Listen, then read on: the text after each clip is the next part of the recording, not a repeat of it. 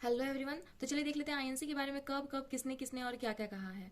तो हम इसको ऐसे समझ सकते हैं, लॉर्ड डफरिन के टाइम में ही आईएनसी स्टैब्लिश की गई थी। तो लॉर्ड डफरिन कभी भी मरने के लिए नहीं बोल सकता, ये विश नहीं कर सकते हैं कि काश कांग्रेस मर जाती, तो बस बद्दुआ ही देते रहते हैं। तो लॉर्ड डफरिन क्या कहते हैं कि INC represents only a microscopic minority, मतलब आईएनसी केवल कुछ सूक्ष्मदर्शी अल्पसंख्यकों का ही प्रतिनिधित्व करती है।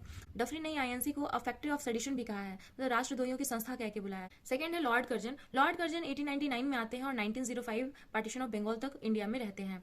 तो जब ये आते हैं ना, तो 1900 में ही ये मरने के लिए बददुआ करने लगते हैं कांग्रेस के। तो ये कहते हैं the Congress is tottering to its fall and one of my great ambition while in India is to assist it to a peaceful demise, मतलब कि कांग्रेस लड़खड़ा कर गिर रही है, भारत में रहते हुए मेरी इच्छा है कि उसे शांतिपूर्वक मरने में मैं मदद करूं।